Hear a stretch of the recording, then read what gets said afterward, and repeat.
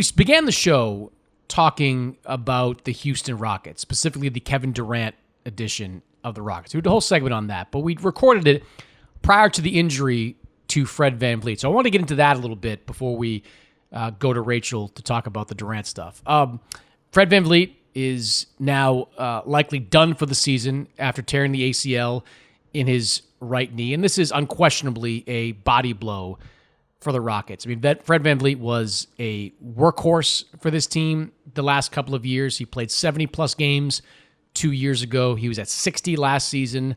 Every time he played, he started. Every time he played, he was right around 35, 36, 37 minutes per game. So he was a workhorse for them, and he'll be missed. There's no doubt about it, because on top of what he provided as a player, he was also the de facto leader of that team. More so now that Dylan Brooks is gone, Jalen Green is gone, so his veteran presence is going to be missed off the floor just as much, I think, as it's going to be missed on it. The question now becomes, is he replaceable? Is this Rockets season salvageable with FredVanVleet out of the rotation? And the short answer to me is yes, because while VanVleet is a big part of Houston's rotation, I think they do have guys that can step in and are ready for bigger roles. And I think it's going to begin with Amen Thompson. Amen Thompson, who was penciled in to be the starting two guard, one of the fastest rising stars in the NBA. 6'7", defensive menace, great rebounder for the guard position. The last year mostly, he has gotten some reps as the lead guard. You remember when FredVanVleet went out with injury in the second half of the season? It was Amen Thompson that stepped in, played a lot of point guard. I was in Houston recently, and one of the things that Thompson told me right off the bat was that he spent most of the offseason working on those lead guard skills, ball handling, decision-making. He wanted to show he could be as a good extension of the coaching staff on the floor. These were all priorities for him. So he's coming in confident in his ability to do that. Now, he can't do all the things that VanVleet can do, and he certainly is younger and less experienced, but I think he's got it in him. I think he has the ability to step into that point guard spot and do a more than credible job on the offensive end of the floor. And we know defensively, he can handle it. He can guard 1 through 4 easily. And if you play an Amen Thompson at 6'7" at point guard, you got one of the biggest lineups in NBA history. Like, are you playing Kevin Durant at 2 guard? I know that's been discussed in Houston as an option. Jabari Smith, also 6'11", Alperen Sengun, Steven Adams. I mean, you've got some big bodies down there in Houston that are going to be some jumbo lineups for the Rockets. Houston also has Reed Sheppard, who didn't do much last year, his rookie year, but he was the number 3 overall pick in the draft. And in college, he shot better than 50% from 3. Didn't meet those expectations as a rookie, spent a lot of time in the G League, but in Houston, they're expecting a jump from Reed Sheppard. So if you've got, Amen Thompson ready to step in as a starting point guard, Reed Sheppard ready to step up, Aaron Holiday, who was a durable, rotation piece last year, just 28 years old, played 15-ish minutes per game last season, another guy that can step in and give you minutes. I think you can still overcome the loss of VanVleet. It's not optimal, and it shrinks your margin for error, but I think you can overcome the loss of VanVleet. And look, when I was in Houston, while I was down there to mostly report a story on the impact of Durant and how he got there and what he brings to that team, Rockets officials that I talked to consistently said to me, yes, we believe Kevin Durant is a difference maker. That's why we brought him in. But this team is only going to go as far as our young pieces take us. They're only going to go as far as Amen Thompson can take them developing, Alperen Sengun can take them developing, Reed Sheppard can take them developing, Jabari Smith can take them developing. They need all these guys to take a big jump. That was true before the VanVleet injury, and it's certainly even truer now. If those guys take the kind of steps that the Rockets believe they're capable of taking this year, well, this is still a team that I think can be a threat to compete and to potentially win the Western Conference. Because if they take that jump and they keep these games close, well, now they've got one of the greatest half-court isolation scorers in NBA history backing them up. So as devastating as this is for the Rockets, I don't think it ruins their season. I don't think it ends their season. I don't think it drops them a tier in the Western Conference. I still think they're right up there as a real threat, along with the Thunder, along with the Nuggets. And really, that's it. Those three teams, to me, are on a pretty high tier in that Western Conference. So big year, was a big year for Thompson, for Shepherd, now an even bigger year for both those guys. But I want to start with the team that I've been reporting on a little bit over the last few weeks, and a team that I'm very bullish on going into this season. And that is the Houston Rockets, who made the most significant upgrade this offseason by adding Kevin Durant to the mix. Kevin joins a team that was outstanding, top 5 defensively, but as we saw in that first round series against Golden State, they just didn't have enough offensive firepower, especially in the half court, to get it done. You plug Kevin Durant in there, who remains at almost 37 years old, one of the best half-court scorers in the game, full stop. And it looks to me like a round peg, round hole type of fit. Like, when you look at this mix in Houston and adding Durant to it, do you see it as kind of a seamless fit? Are there concerns that you have when you look at it? How do you see this Rockets-Durant marriage? I love it. I love it. First of all, I saw Kevin just a few days ago, and we talked a little bit about how he feels being there and everything.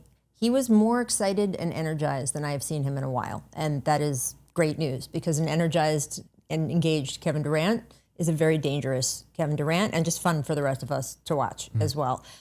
It's absolutely a hand-in-glove situation. And it's not just what Kevin is going to be able to do, because they didn't have a go-to scorer in those final minutes before. It is the gravity that he pulls. I think we constantly underestimate that. If you are Şengün, or if you are some of these other guys, you are not getting the opponent's best defender in the clutch. It's not happening. That person's going to Kevin. So I think that that's going to create more offense for a team that lacked so much offense. It's not just that Kevin is going to create his own offense, but he is a multiplier in that sense, is that I think he's going to help the rest of the offense as well. And he's also, the vet of vets. He's won multiple rings. He and Udoka, really seem to get each other. I think all of those parts are really important, and I think he already has good chemistry with a lot of those young guys. And I think a couple things are working in the Rockets' favor on this. One is the Ime Udoka connection. And it's not just Ime Udoka. Royale Ivey is part of that coaching staff, his former teammate at the University of Texas, former teammate in Oklahoma City. I think they were in Brooklyn together for a bit as well, so there's a strong connection there. They also hired DJ Augustine is on that staff now, a former UT guy with KD, so there's a lot of comfortability with that Rocket staff. And I just look at what he can do and what they were missing. It just seems like an absolutely perfect fit. I mean, look, even as he approaches 37, Kevin Durant remains arguably the best scorer in the NBA. Yeah. He averaged 27 points per game last year and shot 43% from 3. That was the best percentage he's had in his career in a full season. On what team, Chris? On the Phoenix Suns. And this is another point somebody made to me, because I spent some time in Houston in September talking to people about this. Like, it had to have been tough for KD to be motivated every single night. Like, you're just out there playing. Sometimes you're playing the center position. You got a whole bunch of pieces that are good players, guys that he respected, but that didn't fit. It didn't make a lot of sense. And there was really no pathway to getting significantly better. Now you go to Houston, and not only do you don't have to carry that team. Like, Alperen Sengun, who's coming off a ridiculous Eurobasket, was one of the best player in Eurobasket. 100%. He's an all-star. Everybody I've ever talked to about the NBA believes Amen Thompson's on his way. Like, this could be the year that Amen Thompson becomes an NBA all-star. They go 5, 6, 7 guys deep with real players. So it's not going to have to be the Kevin Durant show. But when they need it to be the Kevin Durant show, he can do it. He can take over games in half-court situations. I have a hard time seeing how this doesn't work. Like, I guess injuries can screw anything up, but I have a hard time seeing how it doesn't work. Yeah, that I've said for a couple of years now, how did Kevin Durant somehow become one of the most underrated players in the NBA? The answer to that, of course, is the teams he's been on and all of the combinations that were supposed to work didn't work out.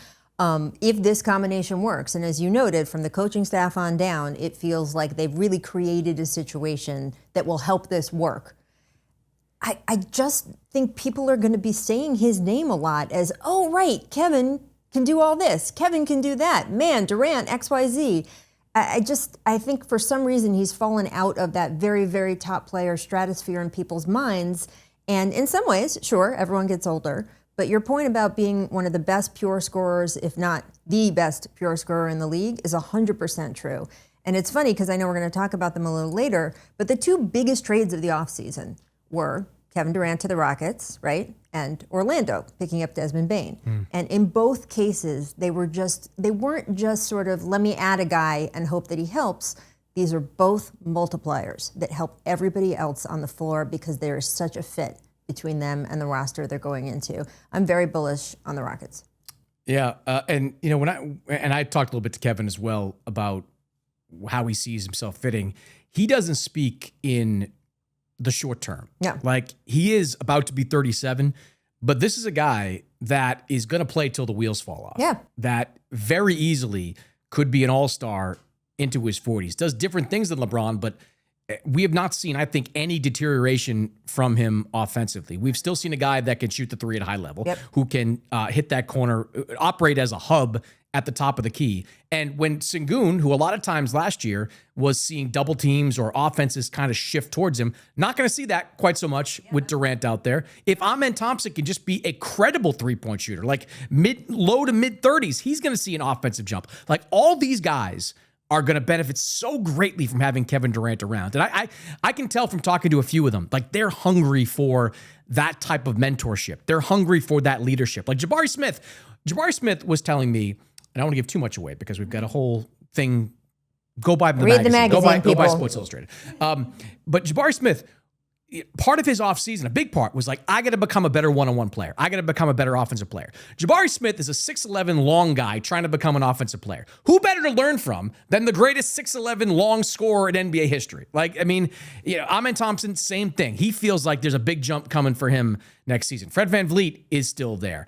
Steven Adams is still there. Like, Kevin had to play in some small lineups last year. He's not going to have to play in small lineups this year. That is a massive team down in Houston. I was going to say, there's so much height there on that team. I think it's VanVleet, and who else is below? Like, Amen is 6'5"-ish. Like, they're all there. No, that's pretty much it. I feel like there's one other guy who's sort of on Might be missing someone, less in stature. Apologize to that But guy. the point is, the rest of the entire team is big. Yeah. So I think that's a big deal as well. And also, look, every single player in the NBA wants and loves to play basketball. You do not make it to the NBA without having an incredible work ethic and a love of the game. I saw a stat the other day. It is easier now to become a billionaire in the US than an NBA player. So just in terms of odds and things like that. Awesome. I don't know, for people that are as athletic as me. I guess. I don't know what that says about our country, but there you go. So everybody is like that. In that group of everybody like that, I have not seen a current NBA player who just likes to be playing basketball and that is his natural reset and go-to as much as Kevin Durant. Who has proven to be durable. Like in the aftermath of that injury back in 2020, the Achilles tear, like he has picked up right where he left off. 2 years ago, he played 75 games. I want to say last year he averaged 37 minutes per game. Like he's a hooper. I mean, I hate some of that language to me is sort of like, and look, they all are, but he is a hooper. To bring it back to Udoka, I don't think Kevin has had a coach in a long time that he has vibed with as much as Ime Udoka. Like the Ime Udoka relationship with Kevin goes back to when Ime was a player, in San Antonio, trying to figure out how to stop this guy. Now he gets him in Brooklyn. He gets him with USA Basketball. Kevin noticed when Ime was taking the Celtics to the finals in his first year. Like he noticed how players respond to this type of coaching. I think deep down, Kevin wants to be coached like that. He wants someone I don't think it's deep down. Maybe not deep down. Maybe on the surface. I think Kevin is a pretty coachable guy. And the fact that he also is just situationally a Swiss Army knife, right? There is no team. I mean, this team is a perfect fit, but there's no team in the NBA where he would stick out like a sore thumb. Yeah. He would help anybody. So I think that because he is willing to be flexible in the way he plays, because he respects Ime so much, and Ime has a lot of creativity and just sort of, that younger coach still trying to, excellent coach. Everybody ranks him in their top group of coaches, but still trying to win a championship, right? So you've got someone at the top who's very, very driven to look at ways, different combinations and different ways the team can get on the floor. We complained about the Knicks last year and people saying, They're so predictable. They do the exact same thing. That is never the case to me with the Rockets. And I think Kevin is going to, not deep down, but on the surface, enjoy the fact that he is a coach who can really, teach him a few things here and there. It's going to be interesting because we talked about the size, and the Rockets, it seems to me, are preparing to zig when the rest of the NBA is zagging. Like small balls kind of become en vogue in the NBA. The Rockets, I think, are going to have some lineups out there where it's like Durant could be a 2-guard in some of those lineups. Jabari Smith, Steven Adams, Alperen Sengun. We know that Ime likes to play Sengun and Adams together. He likes that combination. That's as big a lineup as you're going to get in NBA history. Well, I think sometimes when we talk about this now with sort of the modern NBA player, we miss the fact, we used to talk about, they're playing big or they're playing small because the big guys were slow and lumpy, right? And they, couldn't do a lot of the things the small guys could do. That's less and less of the case in the league now. We should talk about how athletic or not athletic that team is. Because that's really, if you have athletic big men who can do a lot of the things a traditional small can do, it doesn't matter. Then it's just an advantage to play big because you have all of that and the height. Yeah, it's going to be interesting in Houston. I mean, they won 50 games last year. I think they go over that this year, and they're right there in the mix for a top 2 seed in the Western Conference. Yeah, no question.